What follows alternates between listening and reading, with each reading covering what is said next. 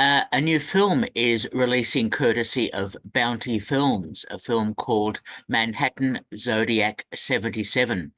And it's my great pleasure to be speaking to the director of Manhattan Zodiac 77, Zahliia Miiller.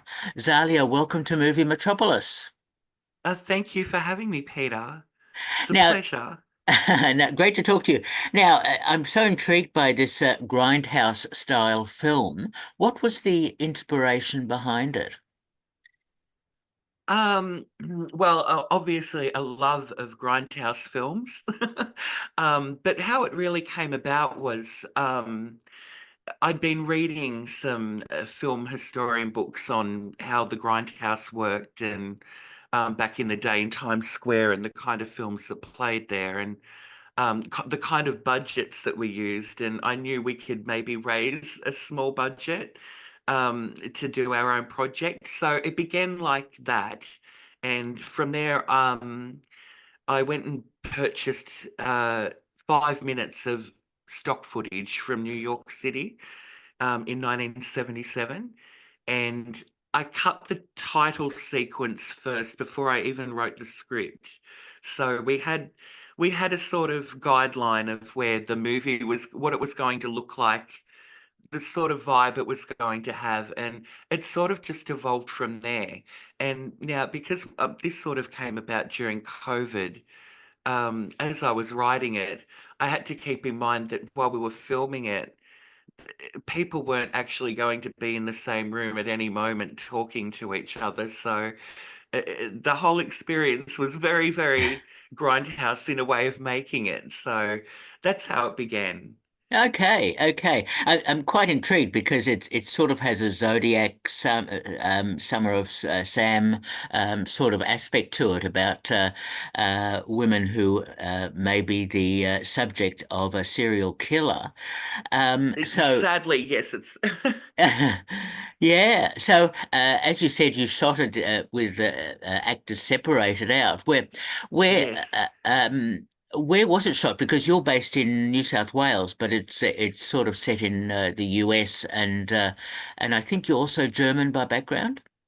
Yeah, family background. My father's side is German, which is the reason why I took the nom de plume of Hedwig Schreck as Ah, director when I make these films. That's all just part of the fun for us. Like, because we're such an indie little venture, anything we can do to stand out a little bit from the crowd. So we wanted to look like we were making a Euro film in New York City in 1977. But you're right, we're from a very small country town area in rural New South Wales. So as you can imagine, it was a bit hard to find locations that not only still had that 1977 aesthetic, but also had to, pass as New York. And obviously, we've never been there, so I've no idea what the place is actually like, only through movies ourselves. Um, so yes, it was an adventure. It was very, and as I say too, with COVID, it was hard because getting to locations and no one would be around, so it was very hard to make New York City with nobody around. mm. Um, but yes, we're close to the Victoria New South Wales border. Aha. Yes, a place called Walla Walla, which I'd never heard of before. Yes. Yes. Yes. So a lot of it was filmed at my own home. I'd set up a spare bedroom as a set, as one does with a spare bedroom when you make films. I also have a back shed which we'd set up to be Times Square at night. So we had neon lighting and uh, everything we could do to make it look like it was actually the place and the time. Then we'd get a couple of shots in Albury, which is nearby, which is a bigger town. Um, and so it would have, cinemas with lights out the front that still sort of captured that look of the Times Square cinema grindhouse. Aha. Now, the look Yeah. of the film is very 70s. How did you shoot it? Was it in 16 mil or whatever? It was even lower. We we shot it on Super 8 Ah, and Kodak Super 8. And being such a novice, uh, I didn't realize. So all of the stock that we bought from Kodak was actually really high grain. So it made the picture very, very grainy. But that was okay because the stock footage we bought was grainy. And so then I had to bring the colors down, and it was a bit of a process trying to merge it all together to actually to stream it to look like it actually was all from the same camera. Um, so that was another process of degrading it down. Um, but no, the Super 8 was it was fun to work with. It's a very different format to video. Like as you can imagine, you don't get to see the results of anything you've shot until it's been processed, yeah. which can is always fun when you're sort of indie filmmakers. But funnily enough, just about everything worked. It just seemed to it worked and it looked the part.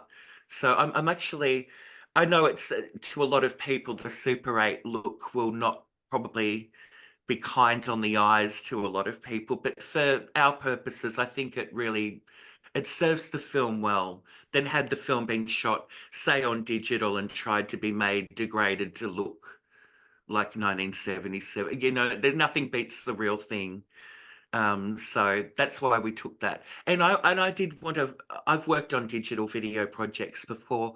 I'd wanted to actually work in film, even if it meant it was just Super 8 film, just to have the experience. But no, we would have loved to have shot in Super 16. Um, but circumstances, money, budget, it just didn't work out. And as it stands, we went through two different cameras with the Super 8. One died halfway through one of the cameras, which is the joys. But it happened to be that one of the wind-up cameras we got from Russia turned out to be the best one. It's still going.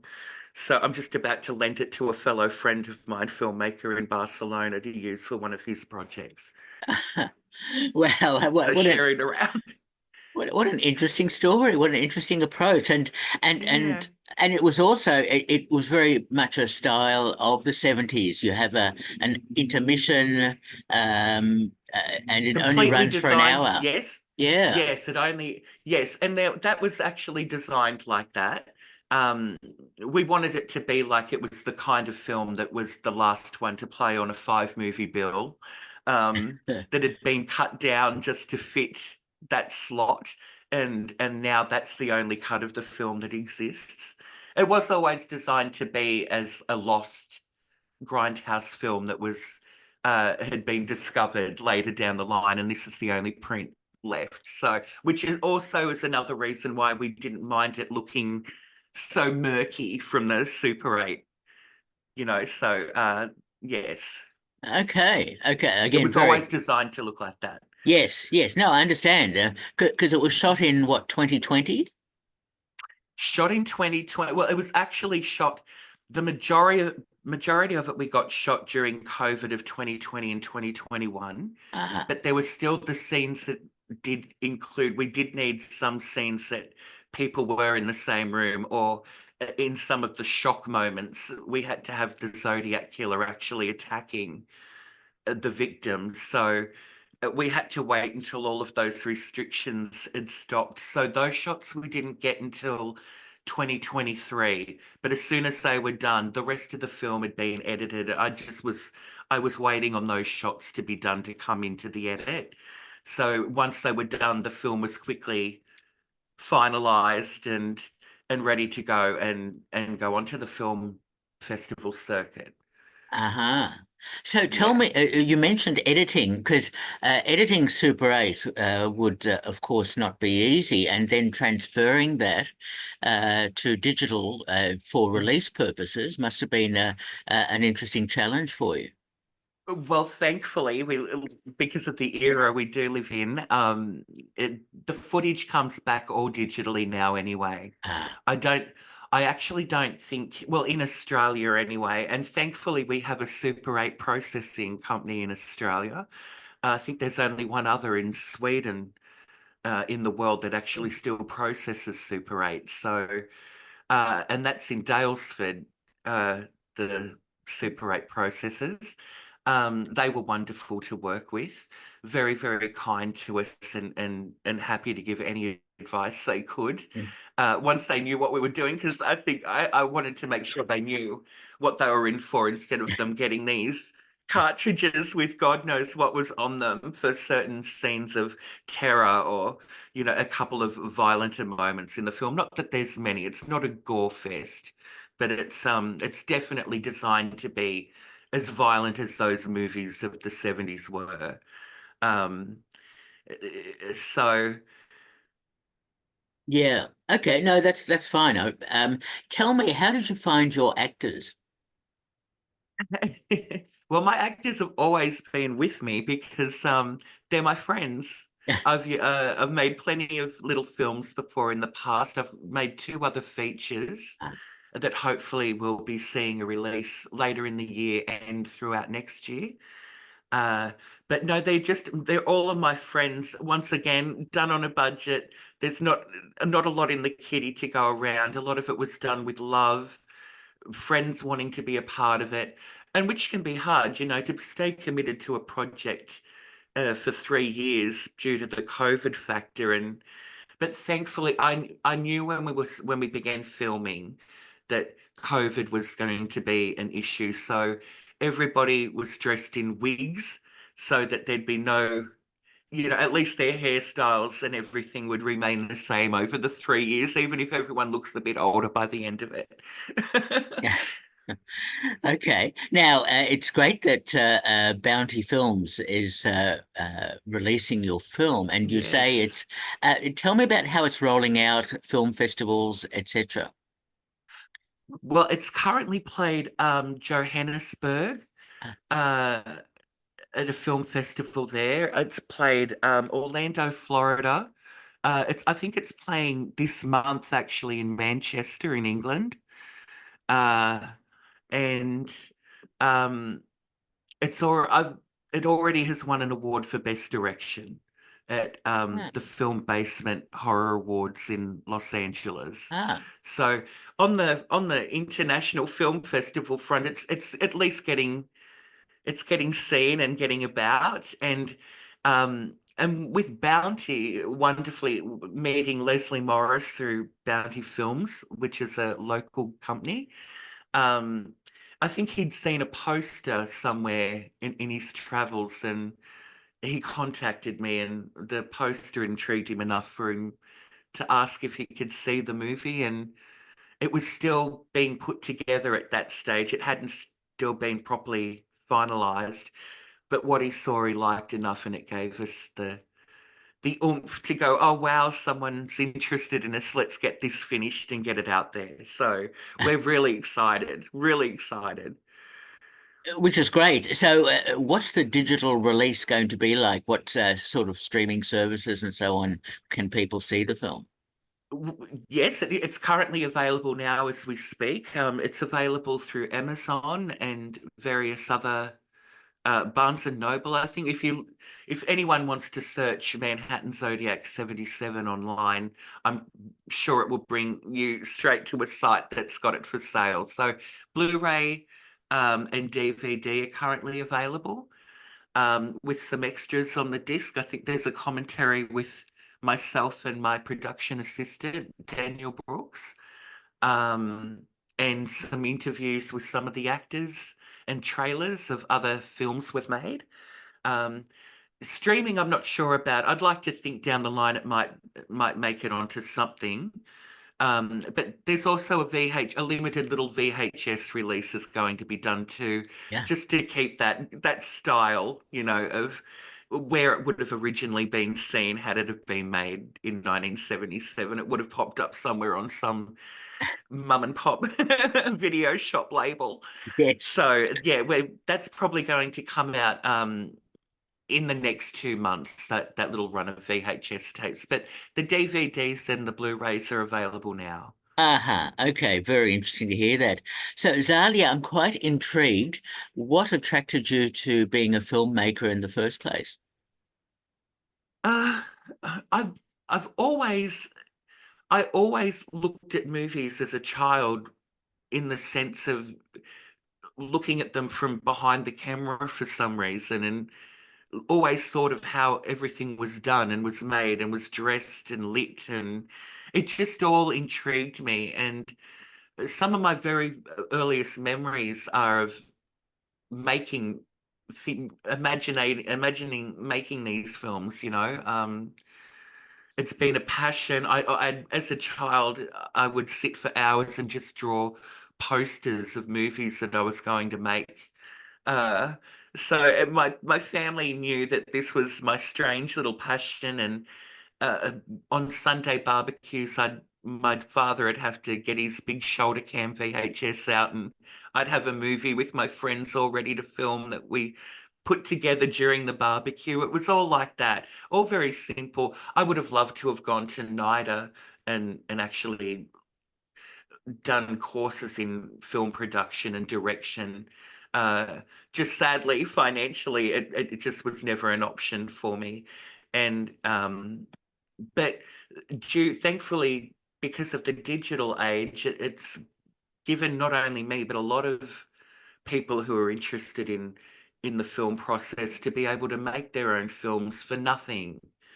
Like when I say that Manhattan Zodiac had a budget, the budget was the cost of the film stock and the processing, basically. Like the props and costumes had been gathered over the years, so that they weren't outlaid expenses. One of the biggest expenses was the wallpaper in the movie, because it couldn't be 70s without wallpaper. So, but the price of wallpaper these days, my gosh. How interesting to hear all of that. That's a fascinating background. And you say you've got some films coming up. Are they in Yes. similar genres or are they quite different? Yes, I'm very much a horror artist. So the first one that's coming next is Delirium 13. It was our first movie. It was actually filmed back in another movie that took 3 years to make, but simply because it was our first movie, and you live, you learn, and getting, once again, gathering friends together can be very hard with people's work schedules and things like that, especially when, the film isn't their main priority. So we're Delirium 13, and then I'm currently with my film partner Daniel um finishing the edit on The Devil's Altar, which was our second film. It's just a bit more of a grander production, so it just needs still a bit more work before it's ready for release. But Everett Dudgeon, who was the wonderful composer of Manhattan Zodiac, he's located in Toronto. And he's just agreed to do the soundtrack for Delirium 13. So we're trying to keep a little family Mm. together for all of these films. Keep it as close and with the same people, hopefully, because everyone sort of shares the vision, and the people we're all working with, even our friends, understand where we're coming from. God knows they've sat through enough of those Grindhouse movies that I've made them sit through over the years. They get it.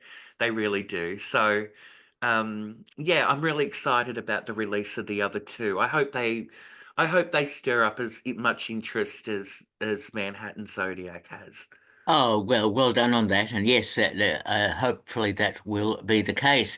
So just to conclude, Zahliia, I'm interested. Have you seen any films, television shows, streaming, anything of late that has impressed you? Oh,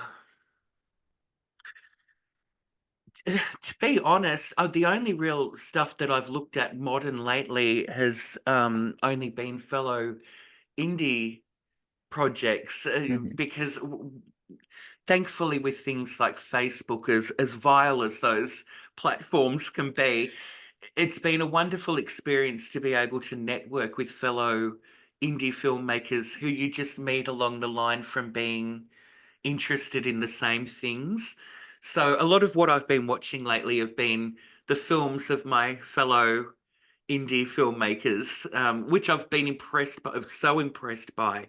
What some of these filmmakers are doing is just not only inspiring, but they're really they're using the digital platform to their complete advantage, and I'm really liking what I'm seeing there. Hollywood, I probably haven't watched anything from Hollywood from the last 5 years, so I really couldn't comment on it. I mean, the film, the 3 years making Zodiac took up a lot of my time with Mm. editing, and because basically doing all of that was all just on my own back in my own time. So I didn't have a lot of time to sit around and watch anything new, but I'm sure there's some good things out there. I hear some good reviews about some certain new movies. I think, is it The First Omen? I've heard some good things about. Someone actually messaged me the other day and said, "Oh, I see things in this movie that you would have done." So I'll probably check that out soon. So yeah, no, unfortunately I can't comment too much on the modern film world, but I'll get back into it. That's quite okay. We've been speaking to Zahliia Miller, who is the director of Manhattan Zodiac 77, now on release, courtesy of Bounty Films. And Zahliia, it's been a pleasure talking to you. Thank you so much. Absolute pleasure. Thank you so much for having me. All the best. Bye bye. You too. Bye bye.